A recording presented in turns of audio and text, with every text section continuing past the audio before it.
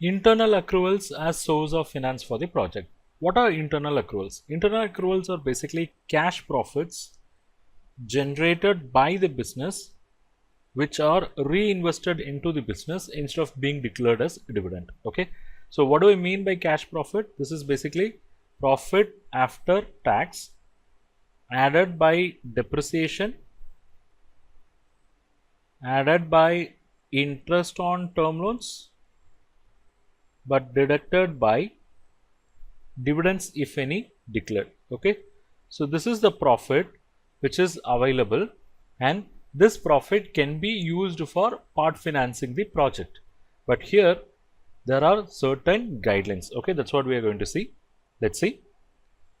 If internal accruals are going to be used as a source of finance for the project, the first question is whether sufficient internal accruals are available, because we are talking about future internal accruals. Okay, it means we are talking about the cash profits which can be achieved in future and which can be used for funding the project, and this cash profit is linked with the profit estimate. So the question is whether profit estimates are reasonable. And while arriving at this internal accrual, depreciation plays very important role, because you have to add back depreciation while arriving at this internal accrual or cash accrual. So whether the depreciation calculations are correct, whether you have gone through, you have to validate. Okay, and whether these cash accruals are certified as achievable in TEV report, that should be brought out in the proposal. Now we are going to use this internal accrual for part financing the project.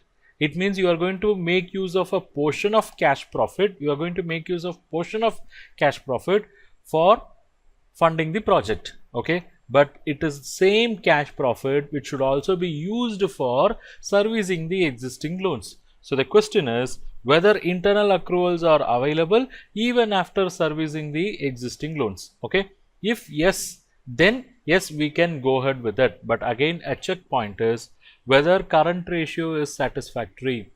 Okay, it is not that you have internal accruals left over after servicing the term loan. That alone is not sufficient, because internal accrual only goes towards net working capital, goes to fund your current assets in the form of net working capital along with other long-term funds. So whether current ratio is satisfactory or not, that is another criteria. Whether DSCR of the current year is at satisfactory level, it means debt service coverage ratio of the current year should be satisfactory, and this should be arrived after deducting this internal accrual, okay, which are going to be used as a margin for the project. So please understand this. The question is whether internal accrual used as margin is deducted while arriving at DSCR, because we are arriving at internal accrual in that some portion is going to be used towards funding the project as margin.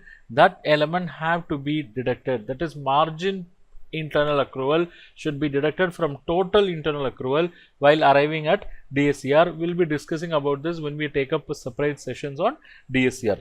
Then another important factor is time factor.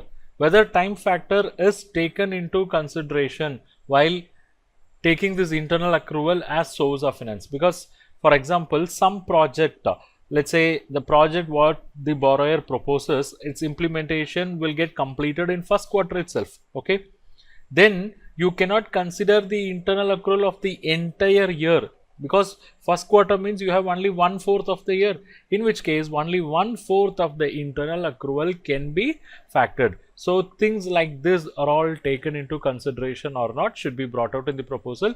We'll be talking more about internal accrual when we take up detailed sessions on debt service coverage ratio.